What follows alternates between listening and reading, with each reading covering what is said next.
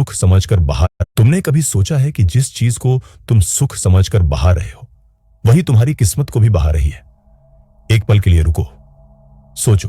तुम्हारे दादा परदादा के जमाने में लोग बीमार कम पड़ते थे, उनकी आंखों में चमक होती थी, उनकी आवाज में वजन था, लोग उनकी मौजूदगी से डरते थे या खींचे चले आते थे। आज तुम देखो अपने आसपास, हर दूसरा इंसान डिप्रेशन की गोलियां खा रहा है। नींद नहीं आती, फोकस नहीं बनता, कमरे में अकेले रहने पर भी शांति नहीं मिलती। ये महज संयोग नहीं है। पुराने जमाने के योद्धा एक तलवार के वार से पेड़ चीर देते थे। आर्षि मुनि बिना खाए पिए महीनों तपस्या करते थे। उनके शरीर में वह ताकत कहां से आती थी? क्या वे जिम जाते थे, प्रोटीन शेक पीते थे? नहीं, उनके पास एक ऐसा रहस्य था जिसे आधुनिक विज्ञान ने अब जाकर बायो एनर्जी कंजर्वेशन और न्यूरोकेमिकल ट्रांसम्यूटेशन के नाम से पुकारना शुरू किया है। लेकिन हमारे पूर्वजों ने इसे हजारों साल पहले एक शब्द में समेट दिया था, ओजस। और सबसे चौंकाने वाली बात, तुम्हारे शरीर में अभी भी वो ताकत सो रही है, बस तुम उसे हर रोज नाली में बहा देते हो। 2 मिनट के नशे के बदले में तुम 30 दिन की तपस्या फ्लश कर देते हो। अगर मैं तुमसे कहूं कि तुम्हारा भाग्य, तुम्हारी किस्मत, तुम्हारे जीवन में घटने वाली हर घटना किसी अदृश्य ऊर्जा से जुड़ी है और वह ऊर्जा तुम्हारे भीतर जमा हो रही है या बर्बाद हो रही है, तुम विश्वास करोगे? शायद नहीं, पर अगले 15 मिनट तुम्हारी सोच हमेशा के लिए बदल सकती है। अब तुम्हें एक जगह ले चलता हूं। समय है आज से लगभग 5000 साल पहले का। हिमालय की किसी अंधेरी गुफा में, जहां सूरज की रोशनी कभी नहीं पहुंचती, वहां बैठा है एक योगी। उसके सामने नहीं है कोई किताब, नहीं है कोई गुरु, बस एक टिमटिमाता दिया और उसकी अपनी सांसें।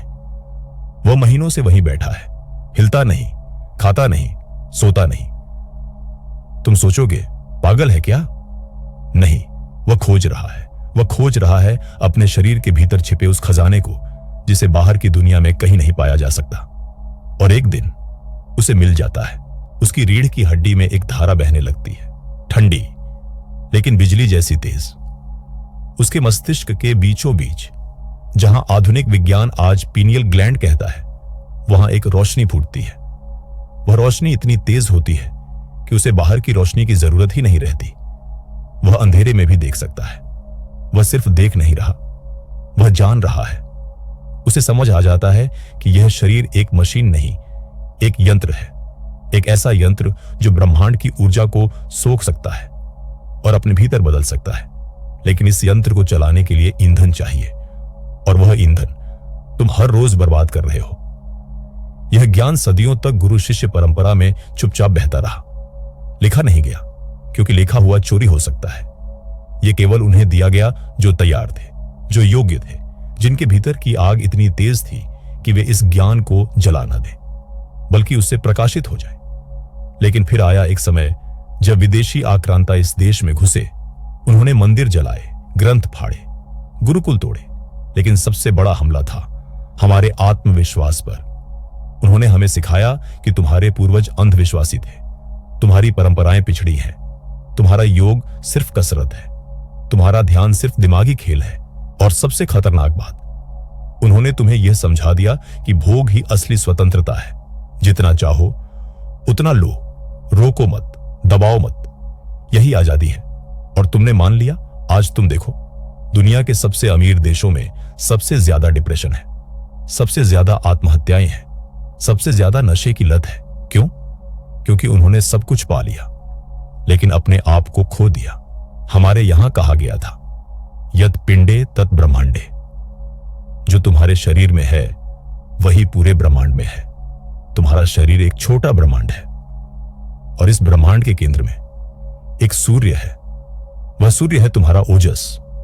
जब यह सूर्य जलता है, तुम चमकते हो, लोग तुम्हारी ओर खींचे चले आते हैं। तुम्हारे शब्दों में वजन होता है, तुम्हारी आंखों में आग होती है, तुम्हारी उपस्थिति एक चुंबक बन जाती है। लेकिन जब यह सूर्य बुझता है, तुम बुझ जाते हो, और तुम हर रोज इसे बुझा रहे हो, अनजाने में, लेकिन लगातार। अब तुम कहोगे यह सब तो कहानियां हैं, पुराने जमाने की बातें हैं। आज का विज्ञान क्या कहता है?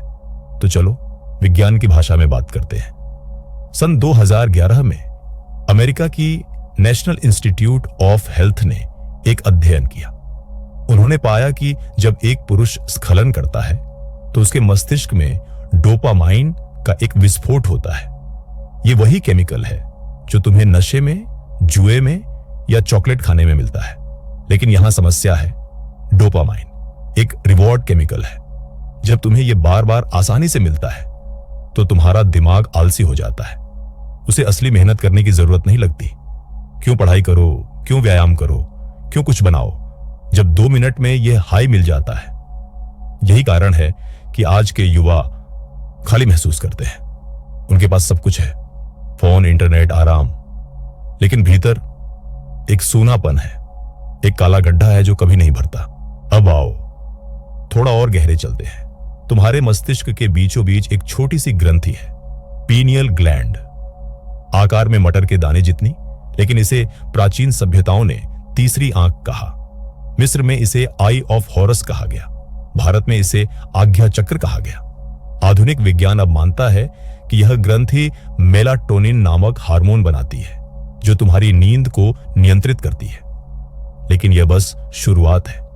कुछ न्यूरोसाइंटिस्ट्स का मानना है कि यह ग्रंथि डाइमिथाइल ट्रिप्टामाइन यानी DMT भी बनाती है, एक ऐसा केमिकल जो तुम्हें अलौकिक अनुभव देता है। वही केमिकल जो तुम्हारे जन्म के समय और मृत्यु के समय रिलीज होता है।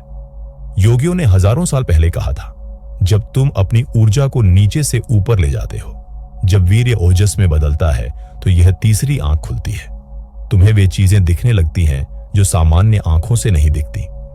विज्ञान ने इसे हाइटेंड इंट्यूशन कहा, योगियों ने इसे दिव्य दृष्टि कहा। शब्द अलग हैं, अनुभव एक ही है। अब बात करते हैं फ्रीक्वेंसी की। निकोला टेस्ला, जिसने बिजली को पूरी दुनिया में फैलाया, उसने कहा था, अगर तुम ब्रह्मांड के रहस्य जानना चाहते हो तो ऊर्जा, आवृत्ति और कंपन के बारे में सोचो। हर चीज कंपन कर रही है, तुम्हारी कुर्सी, तुम्हारा फोन, तुम्हारा शरीर, सब। यहां तक कि तुम्हारे विचार भी एक फ्रीक्वेंसी है। जब तुम डर महसूस करते हो, तुम्हारी फ्रीक्वेंसी कम हो जाती है।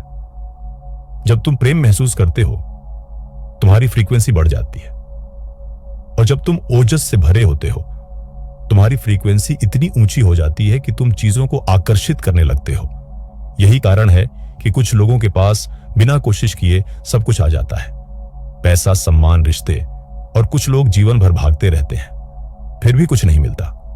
फर्क उनकी किस्मत में नहीं है, फर्क उनकी फ्रीक्वेंसी में है। क्वांटम फिजिक्स ने एक सिद्धांत दिया है, ऑब्जर्वर इफेक्ट। इसका मतलब है कि जिस चीज पर तुम ध्यान देते हो वह बदल जाती है। तुम्हारी चेतना भौतिक दुनिया को प्रभावित करती है। अब सोचो, अगर तुम्हारी चेतना इतनी शक्तिशाली है कि वह पदार्थ को बदल सकती है, तो जब तुम अपनी ऊर्जा को बचाते हो, जब तुम उसे ऊपर उठाते हो, क्या तुम अपनी वास्तविकता को नहीं बदल सकते? योगियों ने इसे संकल्प शक्ति कहा। तुमने जो ठान लिया वह हो जाता है, क्योंकि तुम्हारे भीतर वह प्राण है जो ब्रह्मांड को हिला सकता है। लेकिन जब तुम हर रोज अपनी ऊर्जा को नष्ट करते हो, जब तुम अपने शरीर की सबसे कीमती चीज को नाली में बहा देते हो, तुम अपनी संकल्प शक्ति को भी बहा देते हो। तुम्हारे भीतर से निकल जाती है वह आग जो असंभव को संभव बनाती है, और तुम बन जाते हो एक खोखला ढांचा। बाहर से इंसान, भीतर से खाली। अब तुम समझ रहे हो, यह सिर्फ शरीर की बात नहीं है, यह तुम्हारे पूरे अस्तित्व की बात है, तुम्हारी किस्मत की बात है, तुम्हारे भविष्य की बात है। और अच्छी खबर यह है, तुम अभी भी इसे बदल सकते हो। अभी भी देर नहीं हुई है। अब आता है वह हिस्सा जिसके लिए तुम यहां तक आए हो। लेकिन सुनो, ध्यान से सुनो, ये कोई टिप्स एंड ट्रिक्स नहीं है, ये कोई हैक नहीं है जिसे तुम कल से शुरू करोगे और परसों भूल जाओगे। ये एक यात्रा है, एक लड़ाई है, अपने आप से, अपनी आदतों से, अपने उस पुराने मैं से जो मरना नहीं चाहता। तो तैयार हो? पहली बात, तुम्हें समझना होगा कि यह रास्ता रोकने का नहीं है, यह रूपांतरण का है। अगर तुमने सोचा कि बस अब से नहीं करूंगा और सब ठीक हो जाएगा, तो तुम गलत हो, क्योंकि ऊर्जा कभी नष्ट नहीं होती, वह सिर्फ बदलती है। अगर तुमने उसे दिशा नहीं दी तो वह तुम्हारे भीतर घूमती रहेगी और तुम्हें पागल बना देगी। तुम चिड़चिड़े हो जाओगे, गुस्सैल हो जाओगे या फिर एक दिन टूट जाओगे। इसलिए केवल रोकना काफी नहीं है, तुम्हें उस ऊर्जा को ऊपर ले जाना होगा। शुरुआत होती है सुबह से। जब तुम उठते हो तुम्हारे शरीर में एक ऊर्जा होती है। अभी तक दुनिया ने तुम्हें छुआ नहीं है, फोन की नोटिफिकेशन ने तुम्हें विचलित नहीं किया है, तुम शुद्ध हो। इसी समय तुम्हें अपनी सांसों को पकड़ना है। बैठ जाओ, रीढ़ सीधी, आंखें बंद और महसूस करो अपनी सांस को। वह अंदर आ रही है, वह बाहर जा रही है। तुम उसे देखो, सिर्फ देखो, बदलने की कोशिश मत करो, बस गवाह बनो। 5 मिनट, बस 5 मिनट, लेकिन हर रोज धीरे धीरे। तुम्हें एक बात दिखेगी, जब तुम सांस पर ध्यान देते हो तो तुम्हारे विचार धीमे पड़ने लगते हैं। वह आवाजें जो तुम्हारे दिमाग में 24 घंटे चलती रहती हैं, यह करना है, वह करना है, क्या होगा, क्या नहीं होगा, वे शांत होने लगती हैं। और जब विचार शांत होते हैं, ऊर्जा बचती है। हां, तुमने सही सुना, तुम्हारे विचार तुम्हारी ऊर्जा खा रहे हैं। हर बेकार का विचार, हर चिंता, हर फालतू की कल्पना तुम्हारे भीतर के ईंधन को जला रही है। जब तुम ध्यान करते हो तुम उस नल को बंद कर देते हो जिससे तुम्हारी ऊर्जा रिस रही होती है। अब दूसरी बात, तुम्हें अपनी आंखों की रक्षा करनी होगी। यह सुनने में अजीब लगेगा, लेकिन यह सबसे महत्वपूर्ण है। तुम्हारी आंखें तुम्हारे मस्तिष्क का दरवाजा है। जो कुछ भी तुम देखते हो वह सीधे तुम्हारे अवचेतन में चला जाता है। और अगर तुम गंदगी देख रहे हो, चाहे वह अश्लील वीडियो हो, चाहे हिंसा हो, चाहे नकारात्मक न्यूज हो, वह गंदगी तुम्हारे भीतर जमा होती जाती है और फिर एक दिन वह बाहर आती है, स्वप्न में या फिर कमजोरी के क्षण में। योगियों ने कहा था, नेत्र संयम ही वीर्य संयम है। तो अगर तुम सच में बदलना चाहते हो तो तुम्हें अपनी नजरों को काबू में करना होगा। उस वीडियो पर क्लिक मत करो, उस तस्वीर को स्क्रॉल करके निकल जाओ, उस विज्ञापन को नजरअंदाज कर दो। शुरुआत में बहुत मुश्किल लगेगा, तुम्हारा दिमाग बगावत करेगा। वह कहेगा बस एक बार, आखिरी बार, लेकिन तुम्हें उस आवाज को ना कहना होगा। और हर बार जब तुम ना कहोगे तुम थोड़े और मजबूत हो जाओगे। अब सबसे गहरी बात, जब तुम ये सब कर रहे हो, ध्यान कर रहे हो, अपनी नजरें बचा रहे हो, अपनी ऊर्जा संभाल रहे हो, तो एक समय आएगा जब तुम्हें लगेगा कुछ नहीं हो रहा। तुम्हें लगेगा कि तुम वैसे के वैसे ही हो, कोई चमत्कार नहीं हुआ, कोई बदलाव नहीं आया। यह वह समय है जब ज्यादातर लोग छोड़ देते हैं, लेकिन तुम्हें समझना होगा यह फ्लैट लाइन है। यह वह अंधेरी सुरंग है जिससे गुजरना जरूरी है, क्योंकि तुम्हारा शरीर रिवायर हो रहा है, तुम्हारा दिमाग पुरानी लत को भूल रहा है, तुम्हारे न्यूरॉन्स नए रास्ते बना रहे हैं। यह दर्द विकास का दर्द है। जैसे एक सांप अपनी पुरानी खाल उतारता है, वैसे ही तुम अपने पुराने मैं को उतार रहे हो। और अगर तुम इस अंधेरे में डटे रहे तो एक दिन अचानक तुम्हें दिखेगा रोशनी। तुम्हें एक दिन एहसास होगा कि तुम सुबह बिना अलार्म के उठ रहे हो। तुम्हें एहसास होगा कि तुम्हारी आवाज में गहराई आ गई है। तुम्हें एहसास होगा कि लोग तुम्हारी बातें ज्यादा ध्यान से सुन रहे हैं। तुम्हें एहसास होगा कि तुम्हारे भीतर एक शांति है जो पहले कभी नहीं थी। यह ओजस है, यह वह तेज है जो तुम्हारे चेहरे पर आता है। यह वह चुंबकीय शक्ति है जो तुम्हारे व्यक्तित्व में आती है। यह वह आत्मविश्वास है जो किसी किताब से नहीं बल्कि तुम्हारे भीतर जमा हुई ऊर्जा से आता है। और सबसे अद्भुत बात, तुम्हें लगने लगेगा कि दुनिया तुम्हारे साथ चल रही है। जो तुम सोचते हो वो होने लगता है। जहां तुम जाना चाहते हो वहां के रास्ते खुलने लगते हैं। जिन लोगों की तुम्हें जरूरत है वे अचानक तुम्हारी जिंदगी में आ जाते हैं। ये संयोग नहीं है, ये तुम्हारी बढ़ी हुई फ्रीक्वेंसी है। ये तुम्हारा ओजस है जो ब्रह्मांड से बात कर रहा है। लेकिन याद रखो, यह यात्रा एक सीधी रेखा नहीं है। तुम गिरोगे, तुम फिसलोगे, कुछ दिन तुम हार मानना चाहोगे, और ये ठीक है, क्योंकि असली ताकत गिरने में नहीं उठने में है। असली जीत कभी ना गिरने में नहीं बल्कि हर बार उठकर फिर से चलने में है। तो उठो, बार बार उठो। जब तक तुम चलते रहोगे तब तक तुम हारे नहीं। अब ये वीडियो खत्म होने वाला है, लेकिन असली यात्रा अभी शुरू होने वाली है। जब तुम इस वीडियो को बंद करोगे तुम्हारे सामने 2 रास्ते होंगे।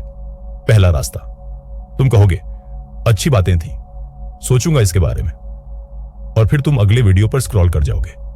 कल तुम यह सब भूल जाओगे परसों ये एक धुंधली याद बन जाएगी और एक हफ्ते बाद तुम वहीं होगे जहां आज हो। दूसरा रास्ता, तुम इसे सुनोगे, महसूस करोगे और फिर तुम उठोगे, आईने में देखोगे, अपनी आंखों में देखोगे और खुद से पूछोगे मैं कितने दिन और ऐसे जीऊंगा। देखो, मैं तुमसे यह नहीं कह रहा कि कल से तुम एक संत बन जाओगे। मैं यह नहीं कह रहा कि अब तुम्हारी जिंदगी से सारी समस्याएं गायब हो जाएंगी, लेकिन मैं तुमसे यह जरूर कह रहा हूं, अगर तुम आज इसी पल एक निर्णय ले लो, एक संकल्प कर लो कि अब से तुम अपनी ऊर्जा को बर्बाद नहीं करोगे, कि अब से तुम अपने शरीर को एक मंदिर की तरह देखोगे, कूड़ेदान की तरह नहीं, तो तुम्हारे भीतर कुछ बदलना शुरू हो जाएगा। शायद तुम्हें दिखे नहीं, शायद तुम्हें महसूस भी ना हो, लेकिन तुम्हारे भीतर एक बीज फूटेगा, एक नई चेतना जन्म लेगी और एक दिन जब तुम पीछे मुड़कर देखोगे तुम हैरान रह जाओगे कि तुम कितनी दूर आ चुके हो। मैं जानता हूं कि यह आसान नहीं है, मैं जानता हूं कि तुम अकेले हो, तुम्हारे दोस्त तुम्हें समझ नहीं पाएंगे, तुम्हारे आसपास की दुनिया तुम्हें कमजोर बुलाएगी। वे कहेंगे अरे ये तो नॉर्मल है, सब करते हैं, तुम इतना क्यों सोच रहे हो। लेकिन तुम्हें याद रखना है, भीड़ हमेशा गलत रास्ते पर चलती है। सत्य हमेशा अकेला होता है और अगर तुम इस अकेलेपन को झेल सके, अगर तुम इस अंधेरे में अपनी मशाल जलाए रख सके, तो एक दिन तुम देखोगे कि दूसरे लोग भी तुम्हारी रोशनी की ओर चले आ रहे हैं। तुम उनके लिए एक प्रेरणा बन जाओगे। अब मैं तुमसे कुछ नहीं मांगूंगा, न लाइक, न शेयर, न सब्सक्राइब, लेकिन अगर तुमने ये सब सुना है और अगर तुम्हारे भीतर कुछ हिला है, अगर तुमने निर्णय ले लिया है कि अब बदलना है, तो नीचे कमेंट में सिर्फ 3 शब्द लिखो, आई एम अवेक। ये किसी और के लिए नहीं, ये मेरे लिए नहीं, ये तुम्हारे लिए है। ये तुम्हारी शपथ है ब्रह्मांड के सामने, अपने आप के सामने। और जब तुम ये लिखोगे तब से तुम्हारी यात्रा शुरू हो जाएगी। लेकिन रुको, मैं तुम्हें एक आखिरी बात बताता हूं। एक सवाल, अगर तुम्हारे भीतर इतनी शक्ति है, अगर तुम्हारे भीतर ब्रह्मांड को बदलने की क्षमता है, अगर तुम्हारे एक बूंद वीर्य में एक नया जीवन बनाने की ताकत है, तो सोचो, जब तुम इस ऊर्जा को अपने भीतर रखोगे, जब तुम इसे ओजस में बदलोगे, जब तुम इसे अपने सपनों में, अपने लक्ष्यों में, अपनी रचनात्मकता में लगाओगे, तब तुम क्या बना सकते हो? यह सवाल तुम्हारे साथ रहेगा। और जब तुम इसका जवाब खोज लोगे, तब तुम समझोगे कि यह वीडियो क्यों बनाया गया था। अब जाओ, लेकिन भूलो मत, तुम साधारण नहीं हो, तुम अनंत ऊर्जा के स्रोत हो और अब तुम जाग चुके हो।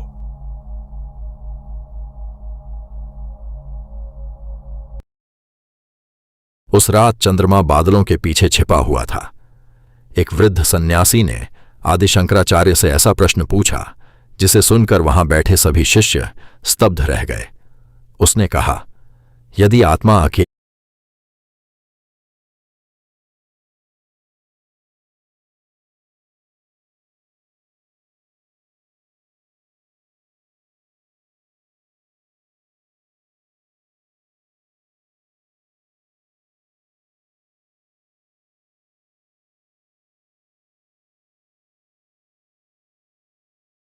नमस्कार साधकों, आज हम एक ऐसे विषय को समझेंगे जिसे अक्सर वर्जित माना गया, जिसे समाज ने दबा दिया, लेकिन जो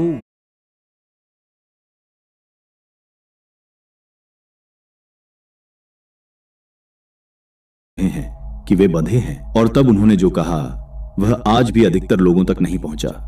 उन्होंने कहा, समाधि भी एक अवस्था है और जो अवस्था है वह आती है और जाती है। जो आती जाती है वह मुक्ति नहीं है। मुक्ति वहां है जहां अवस्था भी समाप्त हो जाती है, जहां अनुभव करने वाला भी नहीं बचता। उसे कहते हैं तुरीयातीत। यह शब्द सुनते ही रुक जाइए। तुरीयातीत यह केवल एक शब्द नहीं है, यह उस सत्य की ओर इशारा है जिसे न आंखें देख सकती हैं, न मन समझ सकता है, न समाधि में भी पाया जा सकता है। और आज हम इसी सत्य को खोलने वाले हैं। लेकिन उससे पहले एक बात, आज की जो विज्ञान है वह कहती है कि मनुष्य की चेतना उसके मस्तिष्क में है। जब मस्तिष्क की तरंगें शांत होती हैं, जैसे गहरी नींद में, तो चेतना भी शांत हो जाती है। और जब मस्तिष्क सक्रिय होता है तो चेतना भी जागती है।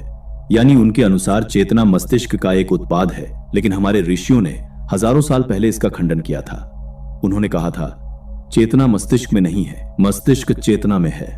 और इस एक वाक्य में इतनी गहराई है कि आज की पूरी दुनिया इसे समझने में लगी है। तो आज हम जानेंगे तुरीयातीत क्या है, यह समाधि से आगे क्यों है, मांडुक्य उपनिषद में इसका क्या वर्णन है, और चेतना की वे परतें कौन कौन सी हैं जिनके पार जाने पर ही असली मुक्ति मिलती है। लेकिन एक चेतावनी, यह ज्ञान आपकी सोच को हिला देगा।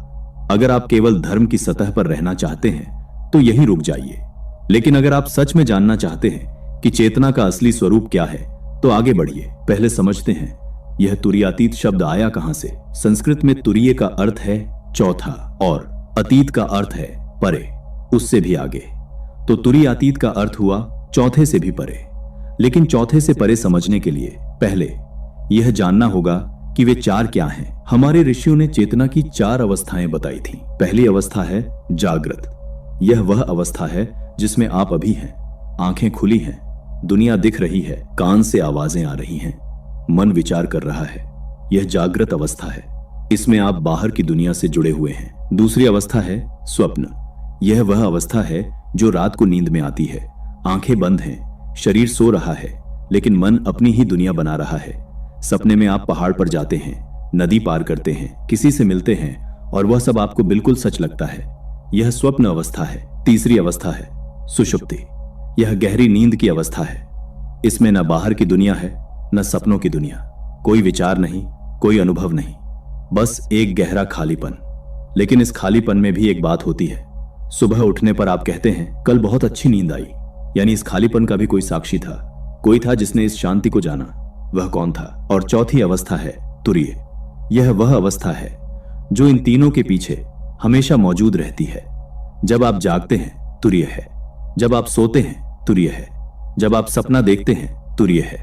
यह वह चेतना है जो इन सब का साक्षी है, जो बदलती नहीं, जो आती जाती नहीं, यही तुरीय है। और योगी इसी तुरीय को पाने के लिए वर्षों साधना करते हैं। समाधि में वे इसी तुरीय में स्थित हो जाते हैं और अधिकतर परंपराओं में यही बात रुक जाती है। कहते हैं बस यही मोक्ष है, तुरीय में स्थित होना ही मुक्ति है। लेकिन मांडुक्य उपनिषद और उसके बाद के महान आचार्यों ने कहा नहीं, यह पर्याप्त नहीं है। क्यों?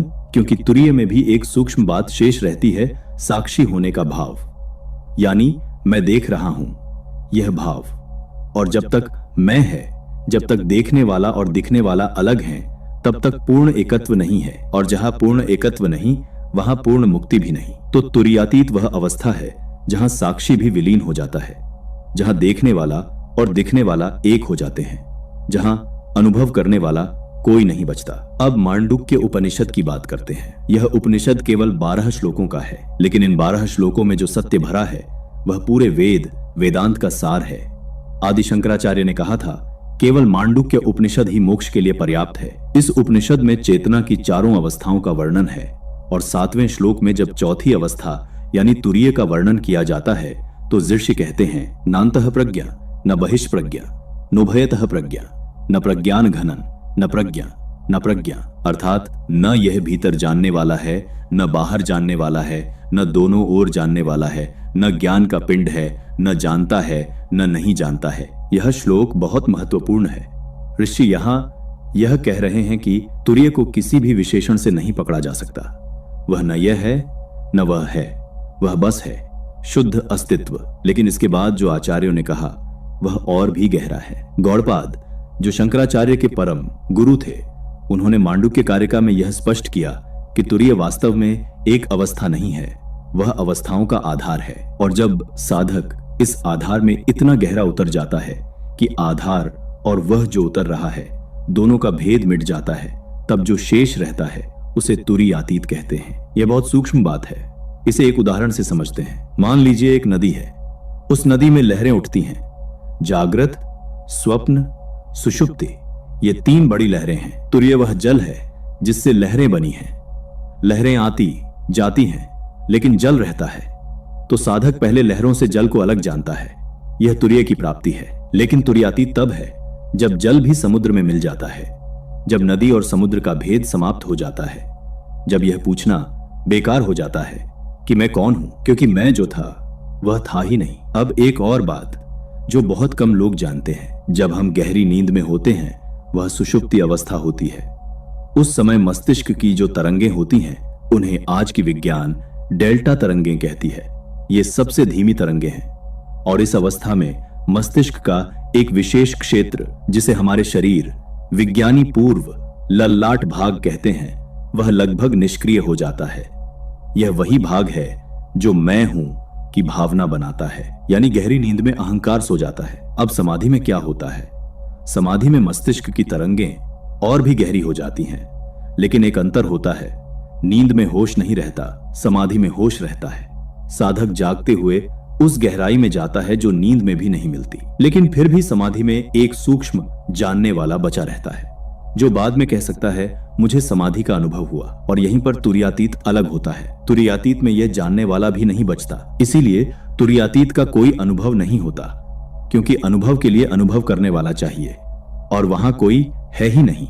इसीलिए ऋषियों ने कहा इसे बताया नहीं जा सकता, इसे केवल जिया जा सकता है। अब एक बहुत महत्वपूर्ण प्रश्न, यह ज्ञान छुपाया क्यों गया? इसके कई कारण थे। पहला कारण, यह ज्ञान बहुत खतरनाक है। खतरनाक इस अर्थ में नहीं कि यह हानि करता है, खतरनाक इस अर्थ में कि यह मैं को पूरी तरह मिटा देता है, और जो मैं को पकड़े रहना चाहते हैं उनके लिए यह सबसे बड़ा भय है। समाज, परिवार, धर्म सब मैं पर खड़े हैं। जब मैं ही नहीं रहा तो ये सारी संरचनाएं हिल जाती हैं। दूसरा कारण, इस ज्ञान का गलत उपयोग हो सकता है। अगर कोई अधक्षरा साधक यह सोच ले कि मैं तुरीयातीत हूं, मुझे कुछ करने की जरूरत नहीं, तो वह न इधर का रहेगा न उधर का। इसीलिए इसे केवल उन साधकों को दिया जाता था जो वर्षों की साधना से गुजर चुके थे। तीसरा कारण, इस ज्ञान को भाषा में नहीं रखा जा सकता। जो भाषा में नहीं आता उसे लिखा कैसे जाए? इसीलिए इसे गुरु मुख से, यानी गुरु के मुख से सीधे शिष्य को दिया जाता था। लिखित ग्रंथों में केवल संकेत मिलते हैं, पूरा सत्य नहीं। और चौथा कारण, जो सबसे महत्वपूर्ण है, यह ज्ञान उसे ही मिलता है जो इसके लिए तैयार है। एक कच्चे घड़े में अगर गर्म दूध डालें तो घड़ा टूट जाएगा। इसीलिए पहले साधक को तैयार किया जाता था, और जब वह तैयार हो जाता था तब यह ज्ञान उसे दिया जाता था। अब समझते हैं चेतना की ये परतें आखिर हैं क्या? ऋषियों ने चेतना को परतों में नहीं देखा था, यह स्पष्ट कर देना जरूरी है। परतें तो हम समझाने के लिए कह रहे हैं, वास्तव में चेतना एक है, अखंड है। लेकिन जब हम उसे अनुभव करते हैं तो विभिन्न स्तरों पर अनुभव करते हैं। पहला स्तर है स्थूल अनुभव, यानी जो इंद्रियों से आता है। आंख से रंग दिखता है, कान से आवाज सुनाई देती है, हाथ से स्पर्श महसूस होता है। यह सबसे बाहरी स्तर है। दूसरा स्तर है सूक्ष्म अनुभव, यानी जो मन में होता है, विचार, भावनाएं, कल्पनाएं, स्मृतियां। यह स्तर स्थूल से गहरा है लेकिन अभी भी बाहरी है। तीसरा स्तर है कारण अनुभव। यह वह अवस्था है जहां विचार और भावनाएं भी शांत हो जाती हैं, एक गहरी शांति। यह सुषुप्ति का स्तर है। चौथा स्तर तुरीय, यहां जानने वाला बचता है लेकिन जानने के लिए कुछ नहीं, शुद्ध चेतना, साक्षी मात्र। और पांचवां तुरीयातीत, यहां जानने वाला भी विलीन, न साक्षी, न साक्ष्य, न साक्षात्कार, केवल होना। इसे एक और उदाहरण से समझते हैं। मान लीजिए आप एक कमरे में बैठे हैं, कमरे में एक दीपक जल रहा है, दीपक की रोशनी से आप चीजें देख रहे हैं, यह जागृत अवस्था है। फिर आप आंखें बंद कर लेते हैं, लेकिन मन अपनी दुनिया बनाता है, यह स्वप्न है। फिर मन भी शांत हो जाता है, यह सुषुप्ति है। लेकिन दीपक तब भी जल रहा है, वह दीपक तुरीय है, साक्षी चेतना। अब तुरीयातीत में क्या होता है? दीपक और रोशनी और देखने वाला और देखा जाना सब एक हो जाते हैं, बचता है केवल प्रकाश, और वह प्रकाश किसी का नहीं है, वह बस है। अब एक और गहरी बात, हम अक्सर सोचते हैं कि चेतना वह है जो जागने पर आती है और सोने पर जाती है, लेकिन ऋषियों ने कहा यह उल्टा है। जो आती जाती है वह चेतना नहीं है, वह चेतना की छाया है। असली चेतना वह है जो हमेशा है। जब आप सोते हैं क्या चेतना जाती है? नहीं। अगर चेतना चली जाती तो आप यह भी नहीं जान पाते कि आप सोए थे, लेकिन सुबह आप जानते हैं मैं सोया था। यह जानना तभी संभव है जब कोई साक्षी हो, और वह साक्षी ही तुरीय है। तो तुरीय सोने पर भी था, जागने पर भी था, सपने में भी था, बस आपकी पहचान उससे नहीं थी। आप लहरों से पहचान बनाए बैठे थे, जल से नहीं। साधना का काम यही है, पहचान को लहरों से हटाकर जल पर लाना, और जब जल भी समुद्र में मिल जाए तब तुरीयातीत। अब तुरीय और तुरीयातीत में मूलभूत अंतर की बात करते हैं। यह अंतर बहुत सूक्ष्म है, इसीलिए बहुत महत्वपूर्ण है। तुरीय में एक जानना है, साक्षी है, वह जो देखता है वह अलग है, जो दिखता है भले ही बहुत सूक्ष्म रूप से। तुरीयातीत में यह भेद भी मिट जाता है। न देखने वाला, न दिखने वाला, केवल दर्शन। न जानने वाला, न जाना जाने वाला, केवल ज्ञान। यह ऐसा है जैसे तुरीय में आप समुद्र के किनारे खड़े होकर लहरें देख रहे हैं और तुरीयातीत में आप समुद्र हो गए हैं। अब कोई किनारा नहीं, कोई दूरी नहीं। मांडुक्य उपनिषद में इसीलिए ओम के 4 मात्राओं की बात की गई है। अ, उ, म। ये 3 मात्राएं जागृत, स्वप्न, सुषुप्ति के लिए हैं और चौथी मात्रा जिसे अमात्र कहते हैं वह तुरीय के लिए है। और उस अमात्र के बाद जो शांति है वह तुरीयातीत है। यानी ओम के बाद जो मौन है वह मौन ही तुरीयातीत है। अब रमण महर्षि की बात करते हैं। रमण महर्षि उन महापुरुषों में से थे जिन्होंने तुरीयातीत का प्रत्यक्ष अनुभव किया था। और जब लोग उनसे पूछते थे आपको क्या अनुभव होता है, तो वे कहते थे कुछ नहीं होता। लोग चौंक जाते, कुछ नहीं, इतने बड़े महात्मा और कुछ नहीं। तब रमण कहते जब तक कुछ होता है तब तक अनुभव करने वाला बचा हुआ है, और जब अनुभव करने वाला बचा हुआ है तब तक पूर्ण नहीं है। मेरे लिए अब कोई मैं नहीं जो अनुभव करे, इसीलिए कहता हूं कुछ नहीं। यह कुछ नहीं शून्यता नहीं है, यह पूर्णता है। जैसे समुद्र कहे मेरे पास क्या लहरें हैं, तो क्या समुद्र में कुछ नहीं? नहीं, समुद्र ही लहर है, लहर ही समुद्र है, भेद ही नहीं रहा। यही तुरीयातीत की झलक रमण महर्षि के जीवन में दिखती है। और यह झलक देखकर उनके पास जो आते थे वे कहते थे कि उनकी उपस्थिति में ही मन शांत हो जाता था, बिना किसी शब्द के, बिना किसी उपदेश के। बस उनका होना एक चुंबक की तरह था जो मन के सारे विचारों को खींच लेता था। यही तुरीयातीत की शक्ति है। जब कोई उस अवस्था में स्थित हो जाता है तो उसकी उपस्थिति ही एक अनुभव बन जाती है। अब हम उस प्रश्न पर आते हैं जो शायद आपके मन में उठ रहा होगा। अगर तुरीयातीत में अनुभव नहीं होता, अगर जानने वाला नहीं बचता, तो फिर यह मृत्यु से अलग कैसे है?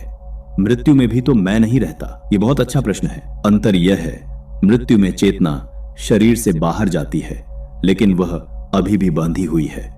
वह अगला जन्म लेगी, यानी मैं का बीज अभी भी बचा है। लेकिन तुरीयातीत में वह बीज भी जल जाता है। जो बचता है वह कोई व्यक्ति नहीं है, वह शुद्ध चेतना है। उसका कोई नाम नहीं, कोई रूप नहीं, कोई इतिहास नहीं। वह जन्म नहीं लेती क्योंकि वह कभी मरी ही नहीं थी। इसीलिए इसे जीवन मुक्ति कहते हैं, यानी जीते जी मुक्ति। शरीर है, सांस चल रही है, लेकिन मैं हूं का भ्रम नहीं है। और यही वह बात है जो समाधि से अलग करती है। समाधि में साधक जाता है उस अवस्था में और वापस आता है, यानी जाना और आना दोनों है। इसका अर्थ है कि एक यात्री है जो यात्रा कर रहा है। तुरीयातीत में न जाना है न आना है, क्योंकि यात्री ही नहीं है। सब कुछ यही है, सब कुछ अभी है। न कहीं जाना है न कुछ पाना है। एक बार एक शिष्य ने अपने गुरु से पूछा, गुरुजी मुझे तुरीयातीत कब मिलेगा? गुरु ने कहा जब तक तू पूछ रहा है तब तक नहीं मिलेगा। शिष्य ने कहा तो फिर कैसे मिलेगा? गुरु ने कहा जिसे मिलना है वह तू है, और जो मिलेगा वह भी तू ही है। दोनों एक हो जाएं, यही तुरीयातीत है। हमने जाना था कि तुरीयातीत क्या है। हमने जाना था कि समाधि भी एक अवस्था है, और जो अवस्था है वह आती है और जाती है। हमने जाना था कि तुरीय में साक्षी बचता है, लेकिन तुरीयातीत में साक्षी भी विलीन हो जाता है। और हमने रमण महर्षि की बात की थी जो कहते थे कुछ नहीं होता, और अंत में एक प्रश्न छोड़ा था, अगर मैं ही नहीं रहा तो आनंद कौन भोगेगा? आज उसी प्रश्न से शुरू करते हैं। यह प्रश्न बहुत स्वाभाविक है। हम सोचते हैं मोक्ष यानी परम आनंद। परम आनंद यानी कोई तो होगा जो उस आनंद को भोगेगा। लेकिन अगर मैं ही नहीं रहा तो भोगने वाला कौन? लेकिन ऋषियों ने कहा यही सबसे बड़ी गलतफहमी है। हम सोचते हैं आनंद मिलता है, जैसे कोई चीज बाहर से आती है और हमें मिलती है। लेकिन सच यह है आनंद हमारा स्वभाव है। वह मिलता नहीं, वह हम हैं। जब मैं होता है तब आनंद और मैं के बीच एक दूरी होती है। हम आनंद को खोजते हैं, पाते हैं, खो देते हैं। यह खेल चलता रहता है। लेकिन जब मैं विलीन हो जाता है तब आनंद खोजने वाला नहीं रहता, और तब बचता है केवल आनंद, शुद्ध, अखंड, बिना किसी के। वह आनंद जिसे कोई भोगता नहीं, वह आनंद जो बस है। तैत्तिरीय उपनिषद में कहा गया है आनंदो ब्रह्मेति व्यजानात्, अर्थात आनंद ही ब्रह्म है, यानी जो परम सत्य है वह आनंद है, और वह आनंद किसी का नहीं, वह बस है। तो तुरीयातीत में भोगने वाला नहीं होता, लेकिन आनंद का अंत भी नहीं होता, बल्कि वहां आनंद इतना पूर्ण है कि उसे भोगने की जरूरत ही नहीं। जैसे समुद्र को अपनी लहरें भोगनी नहीं पड़ती, वह तो स्वयं ही लहर है। अब हम उन महापुरुषों की बात करते हैं जिन्होंने इस अवस्था को जिया। पहले आते हैं निसर्गदत्त महाराज। ये महाराष्ट्र के एक साधारण बीड़ी बेचने वाले थे। पढ़े लिखे नहीं थे, लेकिन उनके गुरु ने उन्हें केवल एक वाक्य दिया, तू वह है जो तू हमेशा से है। और निसर्गदत्त ने इस एक वाक्य को इतनी गहराई से जिया कि कुछ ही वर्षों में वे उसकी बात तुलाई करने के अवस्था में पहुंच गए, जिसे ऋषि हजारों साल से वर्णित कर रहे थे। उनसे एक बार एक जिज्ञासु ने पूछा, आप क्या हैं? निसर्गदत्त ने कहा, मैं वह हूं जो सब कुछ देखता है लेकिन खुद नहीं दिखता। मैं वह हूं जो सब कुछ जानता है लेकिन खुद नहीं जाना जाता। मैं वह हूं जो सब कुछ अनुभव करने देता है लेकिन खुद किसी अनुभव में नहीं आता। जिज्ञासु ने कहा, यह तो तुरीय की बात है। तुरीयातीत क्या है? निसर्गदत्त ने कहा, जब यह मैं वो हूं भी चला जाए, जब यह जानना भी न रहे कि मैं साक्षी हूं, तब जो शेष रहे उसे तुरीयातीत कहो, लेकिन उसे शेष रहना भी मत कहो, क्योंकि शेष रहना भी एक भाव है। यह सुनकर जिज्ञासु चुप हो गया और निसर्गदत्त ने कहा, यह चुप्पी, इस चुप्पी में जो है वही तुरीयातीत है। दूसरे महापुरुष आदि शंकराचार्य। शंकराचार्य ने अद्वैत वेदांत को फिर से स्थापित किया। उन्होंने कहा, ब्रह्म सत्यम जगन मिथ्या जीवो ब्रह्मैव नापरः, यानी ब्रह्म ही सत्य है, जगत मिथ्या है और जीव ब्रह्म से अलग नहीं है। लेकिन शंकराचार्य ने यह भी कहा कि अद्वैत की अंतिम अवस्था केवल तुरीयातीत में मिलती है। तुरीय में भी एक सूक्ष्म द्वैत बचा रहता है, साक्षी और साक्ष्य का, और जब यह अंतिम द्वैत भी मिट जाता है तब जो बचता है वही शुद्ध अद्वैत है, वही तुरीयातीत है। शंकराचार्य ने विवेक चूड़ामणि में कहा है, न निरोधो न चोत्पत्तिर्न बद्धो न च साधक न मुमुक्षुर्न वै मुक्त इत्येषा परमार्थता। अर्थात न कोई रोकना है, न कोई उत्पन्न होना है, न कोई बंधा है, न कोई साधक है, न कोई मुमुक्षु है, न कोई मुक्त है। यही परमार्थ सत्य है। यानी तुरीयातीत में न बंधन है न मुक्ति है, क्योंकि बंधन और मुक्ति दोनों के लिए कोई चाहिए और वहां कोई है ही नहीं। तीसरे महापुरुष रामकृष्ण परमहंस। रामकृष्ण परमहंस की बात अलग है। वे एक ऐसे महापुरुष थे जो भक्ति की पराकाष्ठा से तुरीयातीत तक पहुंचे। उनके जीवन में एक प्रसंग है जब वे मां काली की साधना में इतने गहरे डूब गए कि वे समाधि में चले जाते थे घंटों, कभी कभी दिनों के लिए। यह तुरीय की अवस्था थी, लेकिन उनके गुरु तोतापुरी ने उन्हें आगे ले जाने का काम किया। तोतापुरी एक अद्वैती सन्यासी थे। उन्होंने रामकृष्ण से कहा, समाधि में भी तू मां की छवि देखता है, यह छवि भी एक विचार है, इसे भी छोड़ना होगा। रामकृष्ण कहते थे कि यह उनके लिए सबसे कठिन काम था। मां की छवि छोड़ना यह उन्हें असंभव लगा, लेकिन तोतापुरी ने उनके ललाट पर एक कांच के टुकड़े से दबाव दिया और कहा, इस बिंदु पर ध्यान लगाओ। और उस क्षण में रामकृष्ण को वह मिला जो मां की छवि के भी परे था। वे 3 दिन तक उस अवस्था में रहे।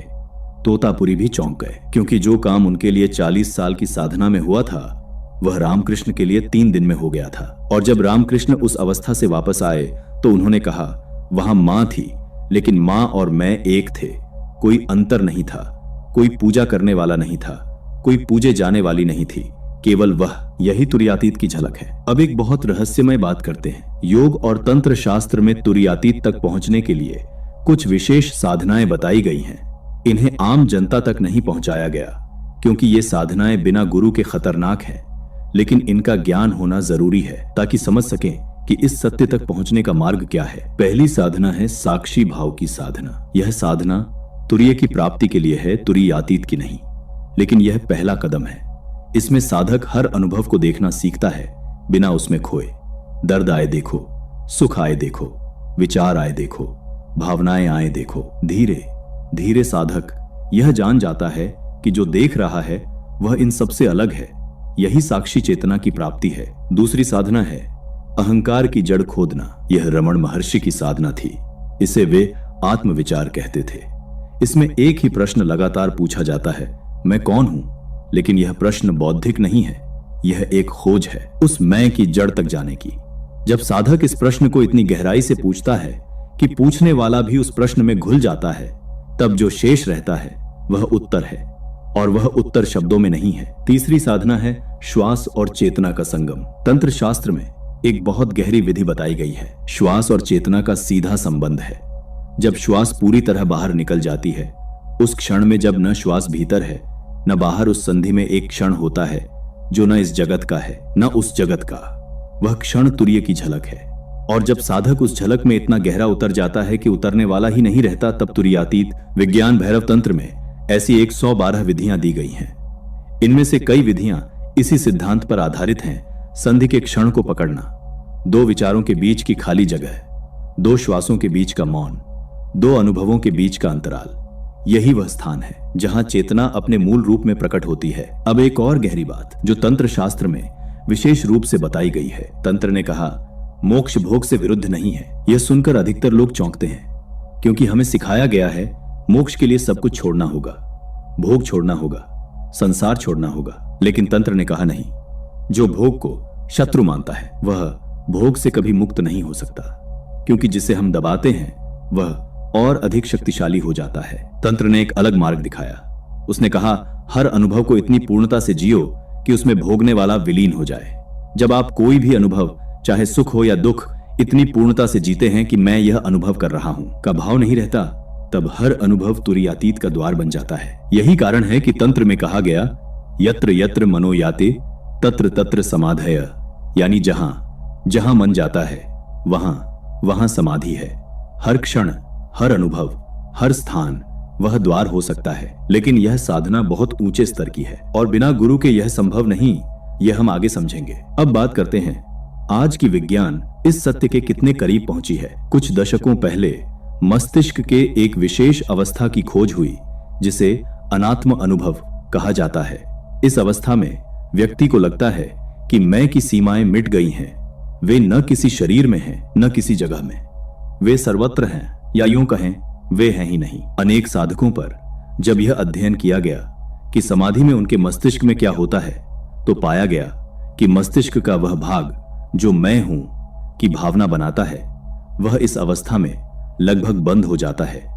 लेकिन चेतना बंद नहीं होती, बल्कि वह और अधिक फैल जाती है। यह खोज बहुत महत्वपूर्ण है, क्योंकि इससे यह सिद्ध होता है कि मैं की भावना मस्तिष्क का एक निर्माण है, और जब यह निर्माण शांत हो जाता है तो चेतना अपने मूल स्वरूप में प्रकट होती है। और यही ऋषियों ने हजारों साल पहले कहा था। लेकिन ऋषियों ने जो कहा वह यहां से भी आगे था। उन्होंने कहा यह मस्तिष्क का निर्माण क्यों होता है, क्योंकि चेतना ने खुद को सीमित माना, और जब यह मान्यता हटती है तब मस्तिष्क का वह भाग स्वतः शांत हो जाता है। यानी कारण चेतना में है, मस्तिष्क में नहीं। मस्तिष्क तो केवल उसका प्रतिबिंब है। अब एक और बात जो बहुत कम ग्रंथों में मिलती है, तुरीयातीत की अवस्था में क्या जगत समाप्त हो जाता है? यह प्रश्न बहुत महत्वपूर्ण है। अधिकतर लोग सोचते हैं जब मैं नहीं रहा तो जगत भी नहीं रहा, लेकिन यह सच नहीं है। रमण महर्षि के शरीर में भी भूख लगती थी, वे खाना खाते थे, वे बात करते थे, उनके पास लोग आते थे, सब कुछ होता था। लेकिन अंतर यह था कि यह सब किसी के लिए नहीं होता था। जैसे दर्पण में चीजें दिखती हैं, लेकिन दर्पण कुछ नहीं करता, वह बस प्रतिबिंबित करता है। इसी प्रकार तुरीयातीत में स्थित महापुरुष का जीवन होता है। जगत है लेकिन जगत मेरा है, यह भाव नहीं। जीवन है लेकिन यह मेरा जीवन है, यह भाव नहीं। क्रिया है लेकिन मैं कर रहा हूं, यह भाव नहीं। इसे गीता में नैष्कर्म्य कहते हैं, यानी कर्म होता है लेकिन कर्ता नहीं होता। यही भगवान कृष्ण ने अर्जुन से कहा था, न त्वं शोचितुमर्हसि, तू शोक मत कर, क्योंकि न तू मारने वाला है न ये मरने वाले हैं। जो मारने वाला और मरने वाला मानता है वह अहंकार है, और अहंकार माया है। अब बात करते हैं तुरीयातीत में चेतना का स्वरूप कैसा होता है। इसे समझाने के लिए ऋषियों ने अनेक रूपक दिए हैं। पहला रूपक आकाश। आकाश में बादल आते हैं, जाते हैं, तूफान आता है, जाता है, लेकिन आकाश को कोई छू नहीं सकता। बादल कितने भी काले हों, आकाश काला नहीं होता। यही तुरीयातीत की चेतना है। सब कुछ उसमें होता है, लेकिन वह अछूती रहती है। दूसरा रूपक सूर्य। सूर्य सबको प्रकाश देता है, लेकिन खुद किसी से नहीं मांगता। सूर्य अंधेरे में भी जाता है, क्योंकि जहां सूर्य जाता है वहां अंधेरा रह ही नहीं सकता। तुरीयातीत की चेतना ऐसी है, जहां वह प्रकट होती है वहां अज्ञान रह नहीं सकता, लेकिन वह किसी को ज्ञान देने की कोशिश नहीं करती, वह बस है। तीसरा रूपक गहरा समुद्र। समुद्र की सतह पर लहरें हैं, लेकिन गहराई में शांति है।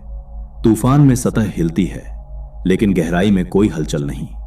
तुरीयातीत ऐसा है, जीवन की सतह पर सब कुछ होता है, लेकिन उस चेतना की गहराई में कोई हलचल नहीं। और अब सबसे महत्वपूर्ण बात जो इस पूरे सफर का केंद्र है। तुर्यातीत कोई प्राप्त करने की चीज नहीं है। यह सुनकर चौंकिए मत, यह सबसे महत्वपूर्ण बात है। हम सोचते हैं मुझे तुर्यातीत को पाना है, लेकिन इसी सोच में गलती है, क्योंकि पाना तभी होता है जब कुछ नहीं था, और अगर तुर्यातीत पहले से है तो पाना क्या। निसर्गदत्त महाराज ने कहा था, तुम वही हो जिसे तुम खोज रहे हो।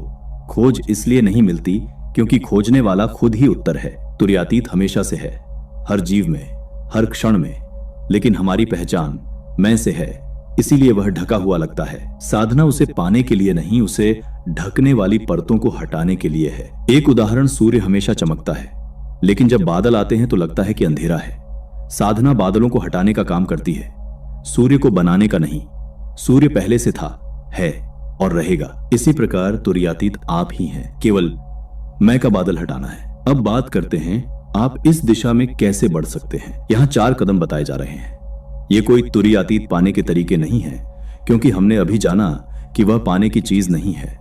ये वे कदम हैं जो मैं की परतों को धीरे धीरे पतला करते हैं। पहला कदम, देखने का अभ्यास। जो भी हो उसे देखो, विचार आए देखो, भावना आई देखो, दर्द हो देखो, आनंद हो देखो, लेकिन इसमें खो मत जाओ। धीरे धीरे यह आदत बनेगी कि आप हर अनुभव के साक्षी बन जाते हैं। यही साक्षी भाव तुर्य की ओर पहला कदम है। दूसरा कदम, प्रश्न पूछना। रमण महर्षि की विधि, मैं कौन हूं, यह प्रश्न हर दिन हर क्षण पूछो, लेकिन उत्तर मत खोजो, बस प्रश्न के साथ रहो। यह प्रश्न मैं को उसकी जड़ तक खोजता है, और जब जड़ मिलती है तो पता चलता है कि मैं की जड़ कहीं है ही नहीं। तीसरा कदम, मौन का अभ्यास। हर दिन कुछ समय पूर्ण मौन में बैठो, न विचार करो, न भजन करो, न ध्यान की कोशिश करो, बस बैठो और देखो कि क्या होता है। अधिकतर लोग पाएंगे कि मन बहुत शोर मचाएगा, यह स्वाभाविक है। उस शोर को भी देखो, धीरे धीरे शोर कम होगा, और जब शोर कम होगा तब उस मौन में जो है उसे अनुभव करो। चौथा कदम, पूर्णता से जीना। जो भी करो पूरी तरह करो। खाना खाओ तो पूरी तरह खाओ, चलो तो पूरी तरह चलो, किसी से बात करो तो पूरी तरह बात करो।